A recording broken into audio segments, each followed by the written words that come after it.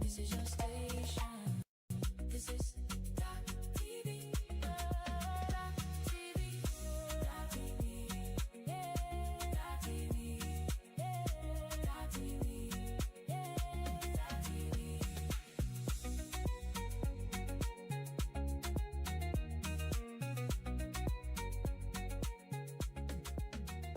Dot TV, the heart of the matter.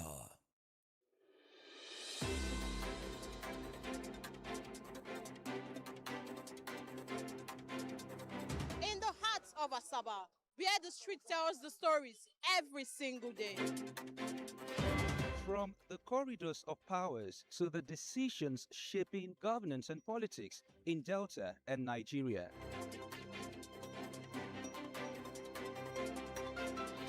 From traders counting every naira to families battling rising costs and uncertain times.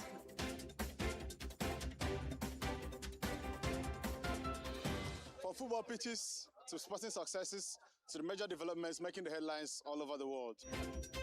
And from the untold human stories, the struggles, victories, resilience, and hope of the everyday Nigerians. This is the news beyond the headlines. Dot TV News are your trusted window to stories that truly matter to the people. Here, we don't just report events, we tell the human stories behind them.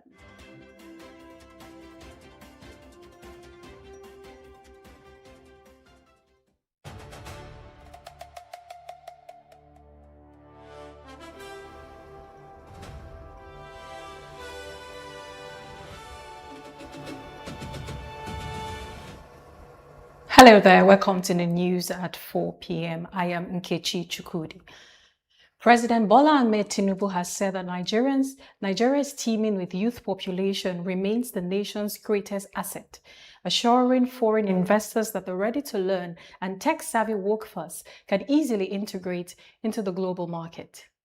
President Tinubu stated this in Abuja when he received a delegation from MasterCard led by the Global Chief Executive Officer, Michael Maybach.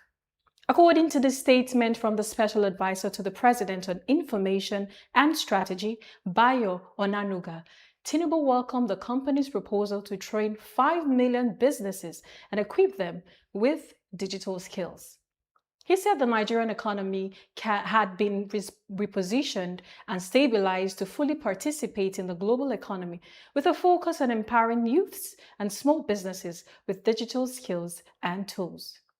Justice Mohammed Umar of the Federal High Court, Abuja, has fixed June 13th for ruling on a motion filed by the presidential candidate of the African Action Congress, Omoyele Sowore, seeking to vacate an order for his bail revocation. Justice Umar fixed the date after Showore's lawyer, Raphael Adakole, moved the motion for a stay of execution of the order, which was challenged by the counsel to the Department of the State Service, Akinkolu Kehinde. Earlier, when the case was called, Adakole informed the court that the matter was scheduled for the hearing of their application.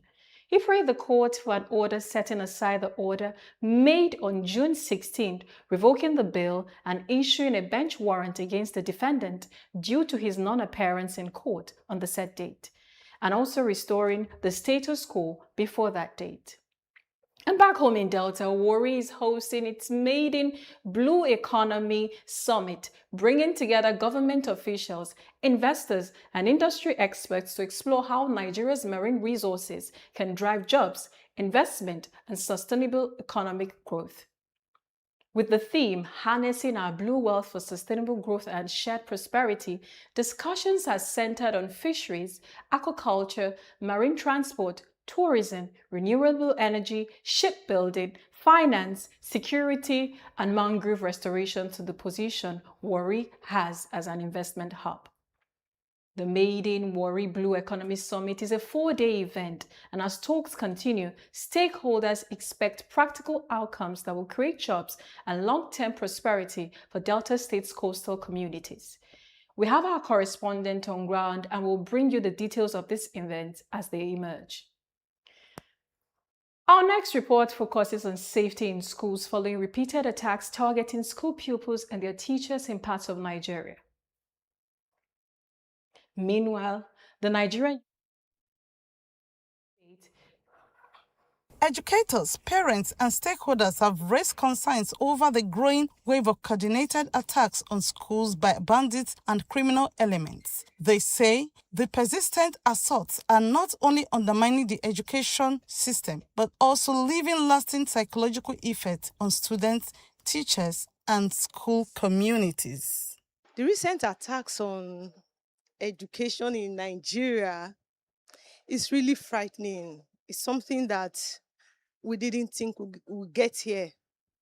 And my biggest fear as a mother is that a time is coming in this country that we may likely not have sane environments to raise our doctors, our lawyers, our engineers, our tech gurus, because this education starts from secondary school.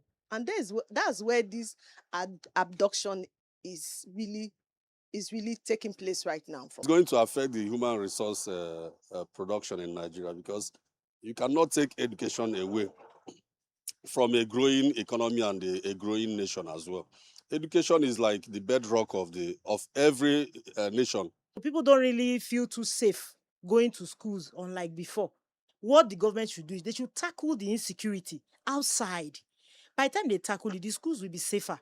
With recurring attacks on educational institutions nationwide, many classrooms are gradually being transformed from centers of learning into zones of fear and uncertainty. Concerned citizens are calling on government and security agencies to take decisive action to protect schools, guarantee the safety of learners and teachers, and preserve the future of education in the country. For Dott TV News, Onyeka Odiase.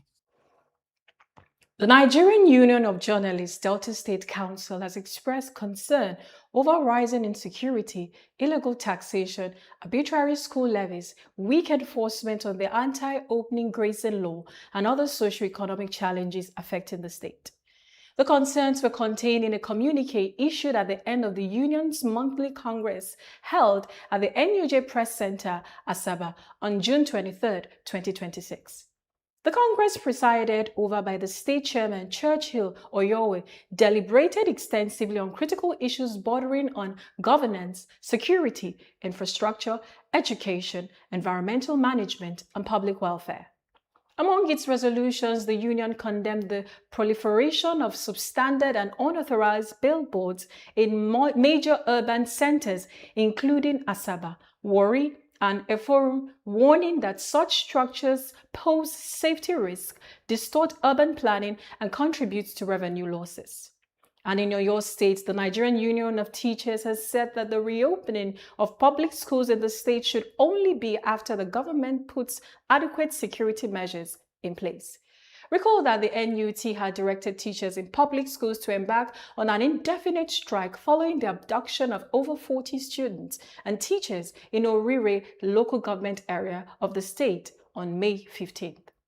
The development comes as the State Police Command on Tuesday debunked a misleading and unfounded video circulating on social media alleging that the abducted school children and teachers from Ahoro, Isiele, and Yawata communities in Orire local government area of Oyo State had been moved to Kaduna State via a helicopter. The secretary of the NUT in Oyo, Olukayode Salami, said schools might reopen once the government implements adequate security measures to restore confidence among teachers, parents, and learners. Meanwhile, the Oyo State government has imposed a 16-hour curfew across 10 local government areas bordering the Old Oyo National Park following the recent abduction of school children and teachers in Orire local government area. Governor Seyi Makinde approved the security measure on Tuesday as authorities intensified efforts to rescue the victims and prevent further attacks in communities around the park.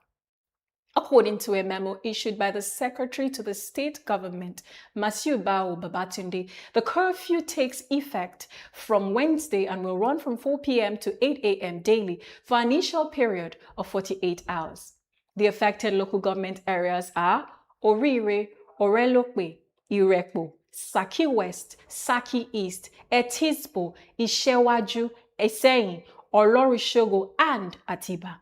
To Anambra State, where the Inspector General of Police, Olachunji Disu, is urging residents of the state to stop shielding criminals and provide timely intelligence to security agencies, warning that a culture of silence was enabling kidnappers, cultists, and other criminal elements to thrive in communities. The IGP made the call during strategic stakeholders engagement on security held in Awka, the Anambra State capital. Represented by the Deputy Inspector General of Police in charge of the Southeast, Kenechukwu Onwemeli, the IGP said effective crime fighting requires active collaboration between the police, communities, traditional institutions, and other stakeholders. He noted that the engagement being held across the country's 6 geopolitical zones was aimed at strengthening partnerships and developing practical solutions to prevailing security measures. And now to Kaduna State, where Police Command has arraigned 24 suspects before a magistrate court at NDA Junction, Kaduna, over alleged involvement in the mob killing of a woman in Maraban, Jos. The suspects were charged with criminal conspiracy, incitement of public disturbance, mischief, destruction of public and police property, and culpable homicide. According to the police, the arraignment followed a comprehensive investigation into the incident that occurred on June 21, 2026, when the victim was allegedly killed by a violent mob after being removed from police custody. During the court proceedings, the case was mentioned and subsequently adjourned until July 21, 2026 for further hearing. The court also ordered that all 24 suspects be remanded in a correctional facility pending the determination of the case. Two other stories. Now 47 sacks of military camouflage uniforms and 80 cartons of suspected illicit substances have been intercepted by the anti-kidnapping unit along the Lekki-Epe axis in a major intelligence-led operation by the Lagos State Police Command. Speaking with journalists at the command headquarters in Ikeja, the Lagos State Commissioner of Police, Tijani Fatai, said the truck used in the operation was allegedly conveying the military uniforms to the southeast. Fatai added 4 suspects had been arrested and are assisting investigators in efforts to identify and apprehend those behind the importation. The police commissioner added that the cartons of suspected illicit drugs were being transported alongside the sacks of military camouflage uniforms. The Joint Task Force Operation World Stroke has caused boat operators, mariners, residents of riverine communities to take extra safety precautions as rising water levels during the rainy season heighten the danger of accidents on inland waterways. In a statement released by the Acting Media Information, Ahmed Zubeiru, the Maritime Component Commander, said increased water volumes across waterways had created stronger currents and turbulence, posing a threat to transportation and other activities on the rivers. According to him, the ongoing rains have significantly raised water levels, creating conditions that could lead to serious incidents if safety regulations are ignored. To minimize the risk, the Marine Component directed all passengers and Marines to wear life jackets throughout their journeys and instructed boat operators to ensure that every vessel carries at least one lifebuoy. Coming up shortly on the news at 4, France announces first Ebola case. That's on Foreign News, plus sports. After the break, don't go anywhere.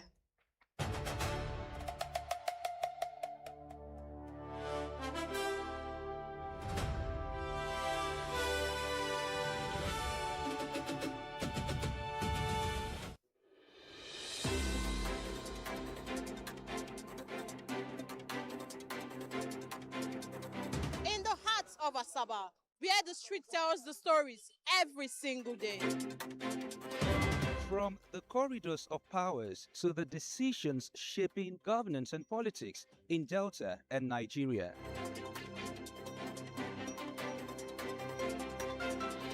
From traders counting every naira to families battling rising costs and uncertain times.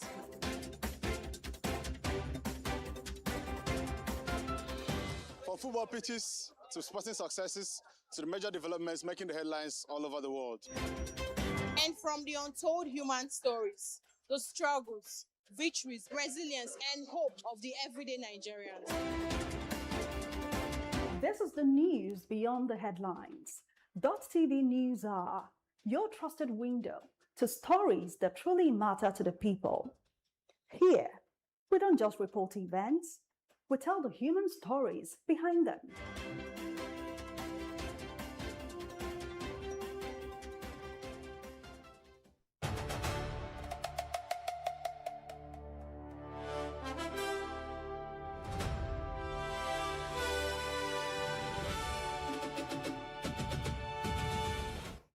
Welcome back. Now to the rest of our stories.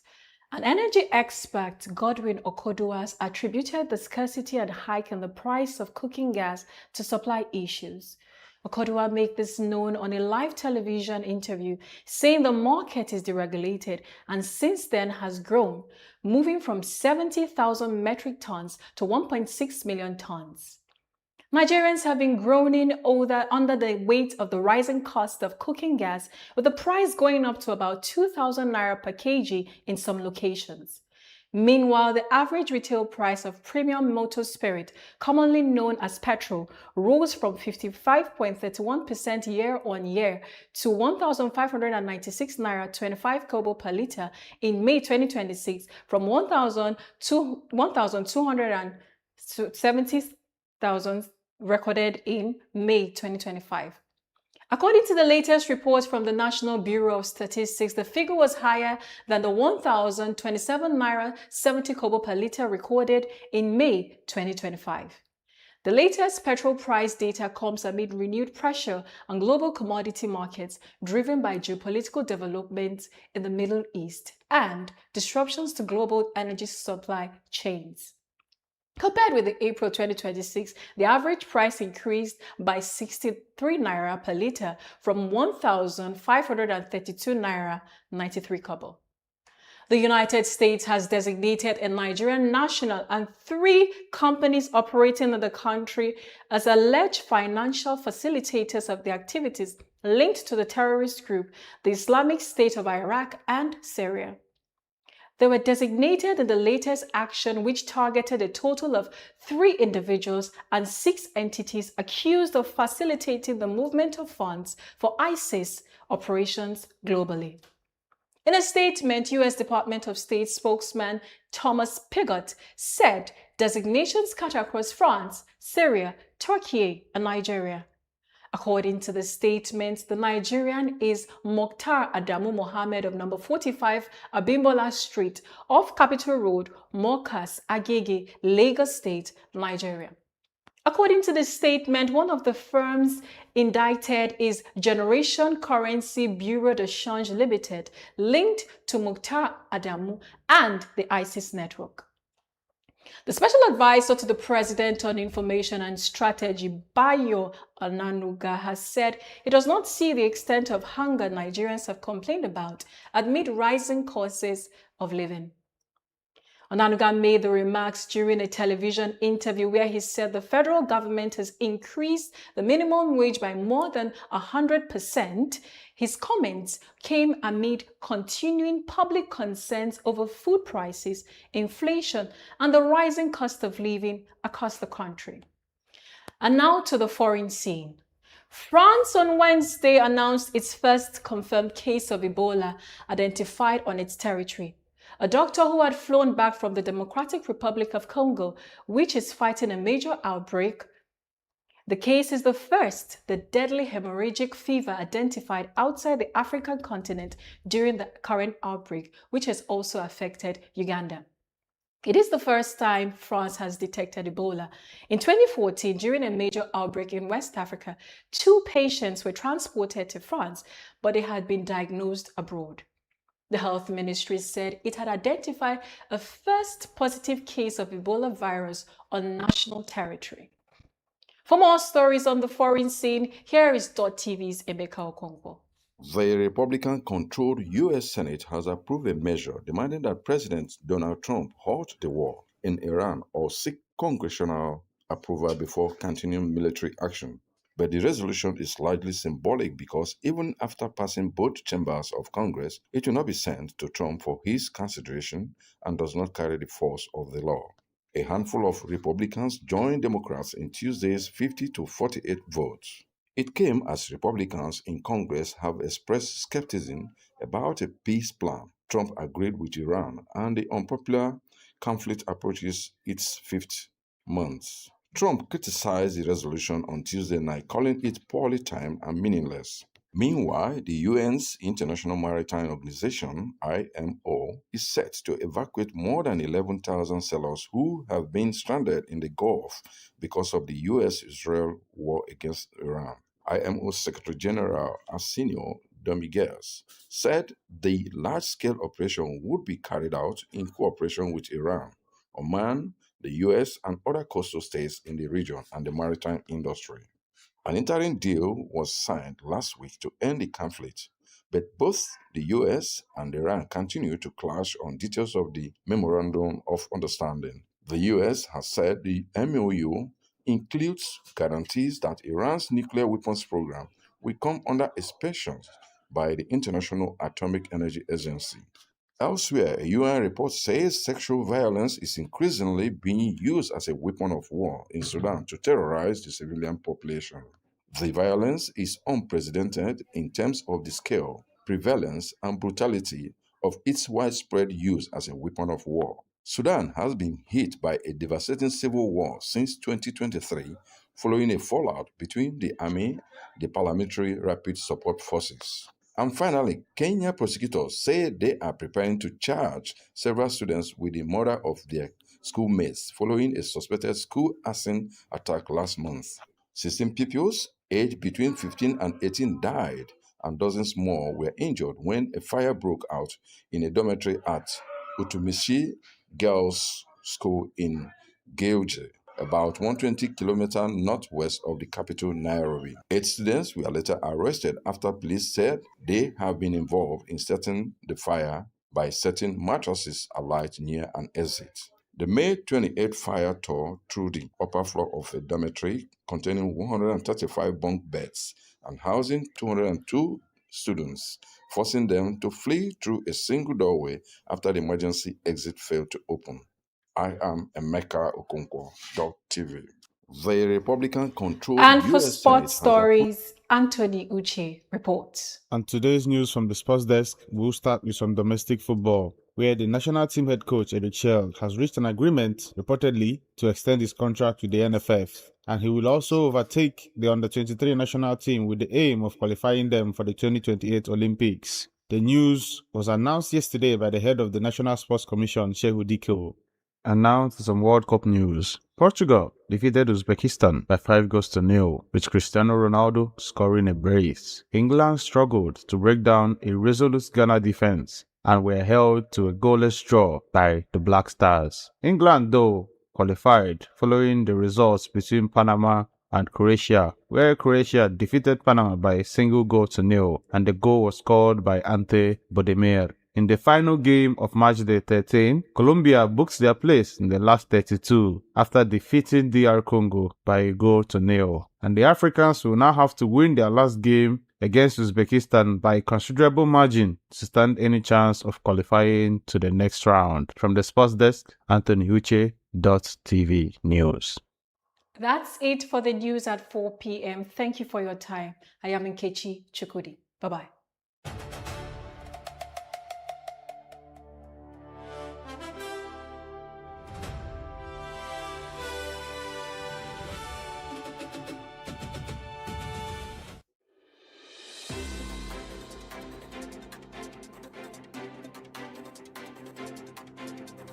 In the heart of Asaba, where the street tells the stories every single day.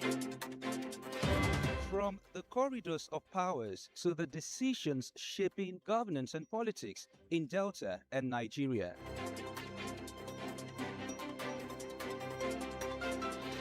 From traders counting every naira to families battling rising costs and uncertain times.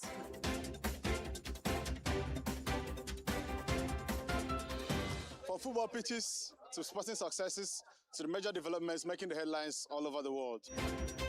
And from the untold human stories, the struggles, victories, resilience, and hope of the everyday Nigerians. This is the news beyond the headlines. Dott TV News are your trusted window to stories that truly matter to the people. Here, we don't just report events, we tell the human stories behind them.